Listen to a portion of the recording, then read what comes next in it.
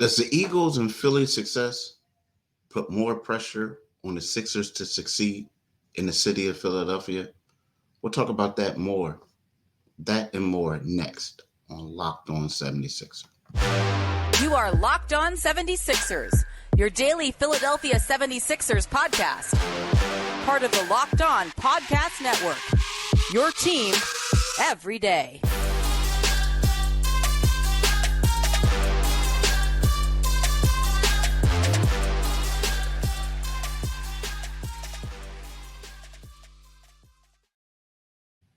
Thanks for making Locked On 76ers your first listen every day. We are free and available wherever you get your podcast and on YouTube, part of the Locked On Podcast Network, your team every day. So look, y'all, let's be real right about now. When the 76ers, are a team in desperate need of postseason success, right? The hope is that, in Philadelphia, it's always about the Eagles, right? The Eagles could have a struggling season, but this is a football city. This is a football town. So it's always going to be about the Eagles. But right about now, when you look at the Eagles, you see where they're 5-1. They lost their first game of the season last week. And you also look at the Phillies. The Phillies are up 2 games a zip on the Arizona Diamondbacks. They're on their way to possibly making their second straight World Series. The Sixers are a team where, heck, even last year, the Union played in the championship. Whereas the Sixers are a team that haven't made it out of the second round of the playoffs since 2001 with Allen Iverson. All right. That's 20 plus years ago. They're a team that when they started the process, it was because of the sole purpose of getting out of the second round. You had Joel Embiid right now, who's the reigning MVP, 2-time scoring champion. They had a plethora of star players to play alongside them. And there's always been drama. They hired Nick Nurse this year for the purpose of getting out of the second round. Now, I do know that they have problems and drama with James Harden saga situation where James wants to be traded. But my question is, does the success of the Phillies, the success of the Eagles, put more pressure or make it more imperative for the 76ers to get out of the second round? Or do you look at it like, okay, we're going to give them a pass this year because of the James Harden saga, right?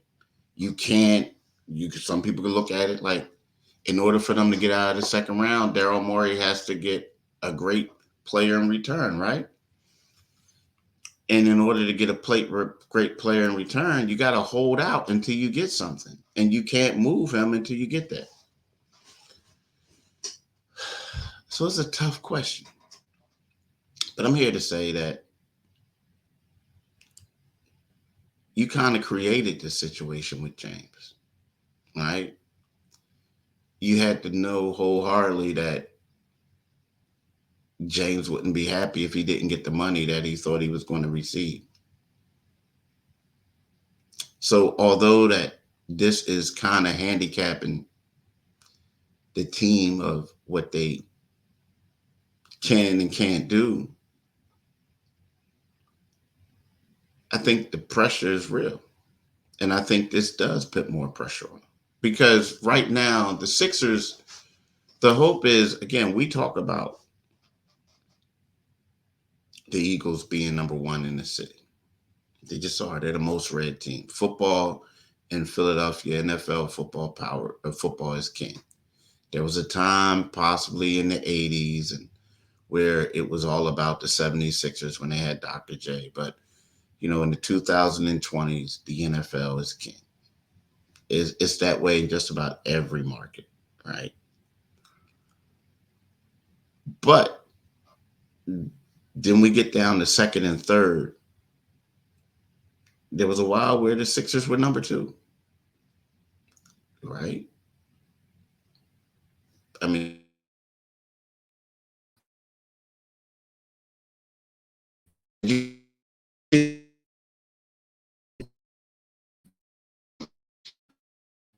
I go to the barbershop. I try to go once a week. Sometimes, you go it's longer, but I go there to get my beard trimmed, um, especially in season. But I do it just for to be around the brothers, like be around my guys that I grew up with and everything like that. We sit down and talk, we chat. And I'm telling you, you go in there, everybody's rocking Philly stuff. That's all they talk about.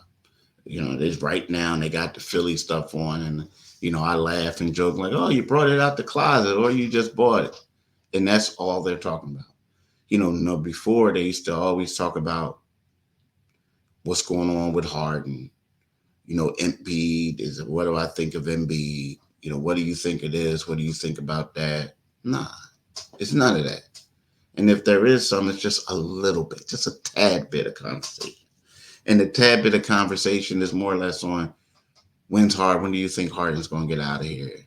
He's a bum. He's this. He's that. They're being really negative about the Sixers right now. So to me, I do believe that in order for the 76ers to remain relevant in their own city right about now, they got to do something. I think that people are getting tired of it because you look at it, I think when you had the process and you tanked for so many years, the expectation is that from the fan base is that when you come out, you're going to be legit, right? You're going to be legit. And, you're looking at how the Phillies are back, right? They had Ryan Howard and all them. They went through a little rebuild, brought up guys went out and got Bryce Harper. It worked out for them. Paid them a lot of money. It worked out for them. Bryce Harper is like, he loves Philadelphia. People are saying he's a Philly guy. Whereas the Sixers go out and get James Harden and he wants out, right? They went out. So when you say that, it's kind of sort of like, yeah, they gotta do something. And you can't use the missteps as an excuse, or you can't use the other things because people were expecting them to have the success that the Phillies are having coming out of that 3+ year tank with the process. And it's not that way. It's not that way.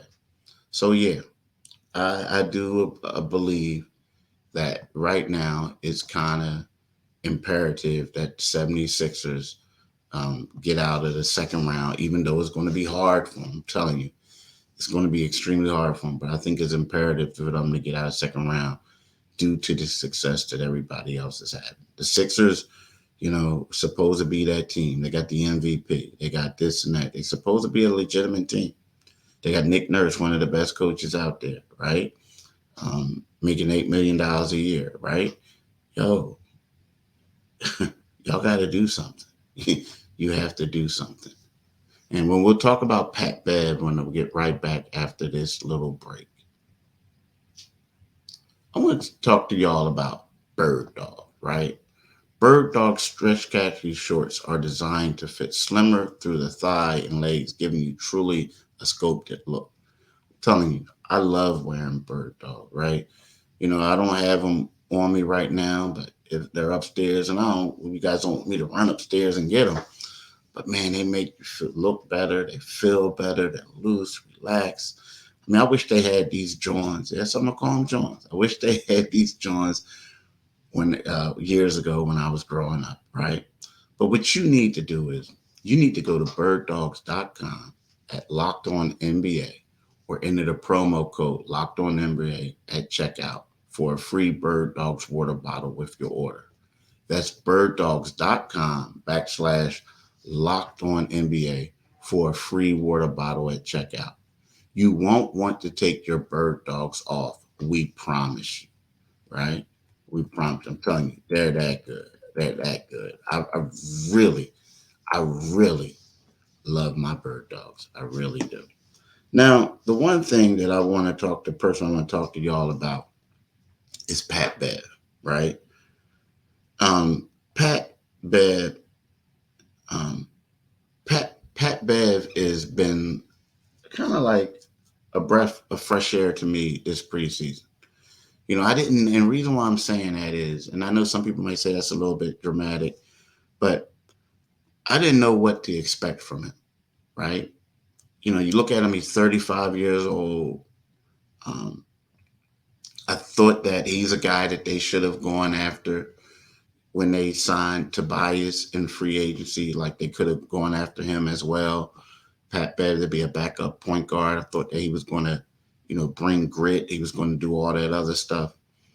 But it's like they got him now, and I'm saying, well, is this like four years too late?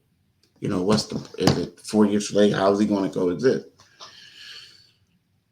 But I keep seeing the leadership qualities that he has. I keep seeing the competitiveness. I saw in the last preseason game how he got ejected. And, that's something that you don't want to see. But at the same time, I saw how he was coming to the defense of one of his teammates, right? You need that. You need that. You need that kind of mentality. I haven't seen a guy with that type of mentality here since they had Jimmy Butler. And a prime example, I remember when Jimmy, what was it? They were playing the Brooklyn Nets in the first round of playoffs, and Jimmy came to Joel Embiid's defense, right? Came to his defense. I think he may even got ejected from the game for that. But those are the type of things, like he was ready to go to war for his guy. And that's the type of stuff that Patrick Beverley brings to the Sixers. So when you see things like that, you're like, okay, I get it. Now, that's not a knock in other guys. I think they do have some tough guys, and PJ Tucker, right? We all know he's one of the toughest guys in the league. You also have a guy in Danny Green who brings grit, plays with all this role player, this and that, the whole nine. DeAnthony Melton isn't soft. Daniel House definitely isn't soft. But what it is I just like how Pat Bev wears everything on his sleeves. Like he's just in your face constantly. He's one of those guys, like I said, who brings it. A guy who if he's on your team, you love him. If he's not on your team, you hate him, right? He's also one of those guys who can be a straight shooter in the locker room. Like if something is being said or someone's not doing something, he's going to tell them about himself, right? The one thing I think the best stat that a lot of people aren't really talking about is his 3-point shooting. Pat Bev is shooting 66.5% on threes this preseason. That's good, right? That's good. His first game was his most active game in regards to like scoring. He had 12 points on 5 for 7 shooting overall. Since then, he's been more like a facilitator. But on the defensive end and his being in shape, those are the things that really stand out the most to the coaches, right? Because Pat Bev is basically bringing it. So I like what I see. I think that he's been a quality, solid addition. Um, he's bringing leadership. He's a winner. And when you talk to him, his role is to just do that, bring a winning culture. And, I get it. Some people might say, look at him and say, he's a little bit too old. He's this, he's that. But when we look at it, what's his role going to be? He's not going to be looked upon as a scorer. He's not going to be looked upon as a starter. But he's looked upon as somebody who could come in, give him quality minutes, somebody who can show leadership and work ethic at practice, someone who's going to be disruptive, someone who's going to get in the opposing team's head. I like what I see, and I think that he's going to be, or he is a great addition to this team, a quality addition to this team. That's what he is, right? I want you guys to snap into the NFL season with FanDuel, America's #1 sports book. Right now, new customers can get $200 in bonus bets guaranteed if you place a $5 bet. That's $200 in bonus bets, win or lose. If you've been thinking about joining FanDuel, there's no better time to get into the action. This app is so easy to use. There's a wide range of betting options, including spreads, player props, over unders, and more. So visit fanduel.com/locked on and kick off the NFL season. FanDuel, official partner of the NFL. So we talked about the pressure that's on the Sixers. We talked about Pat Bev. We all been seeing these preseason games, and the guy that everybody's raving over right now is Jaden Springer, followed by Kelly Oubre Jr. The only concern I have for the Sixers right now is the elephant in the room, the James Harden situation. All right, I think the Sixers are saying all the right things. This situation is way different than Ben Simmons saga was when Ben wanted out. But the fact that James hasn't played in the preseason game, the fact that Joel hasn't played in the preseason game, and I get it, this team practices hard. But the fact that they haven't had game reps with their team, to me, I don't know if it should be a cause of alarm, but at the same time, it's something that you want to see. You want to see them out there with their team, right? You want to see it because they got to work through the kinks. Now, who knows? Maybe they're doing it at practice, but they're doing it again at practice against, let's face it, guys that they know they're better. Is a reason why guys on the first team. And then how many times has James actually scrimmaged? You know what I mean, with this team. So, this is where we are. We have to we have to see what the Sixers have, and it's going to be weird. Whereas the Milwaukee Bucks have incorporated Dame Lillard, who is playing with the Bucks in the preseason. The Sixers have a new coach who has yet to play a preseason game with his two best players, and we don't even know if one of them is going to be here. So the first game is on national TV, y'all, on October 26th. I don't know, man. It seems like it's going to be a tough situation for the Sixers. It just seems like. It seems like they're a step behind, and they need to get this thing figured out. Hey, but I want to thank you guys for listening. Have a blessed day. You can get this podcast wherever you get your podcasts at. It's free and available. When you go to the YouTube channel, I suggest that you like the Locked On 76ers YouTube channel, but you also should click on the Liberty Bell. That way you become a new subscriber and you get notifications when the next podcast comes out. But also leave a comment, right? But I want you guys to have a blessed day. Enjoy this day.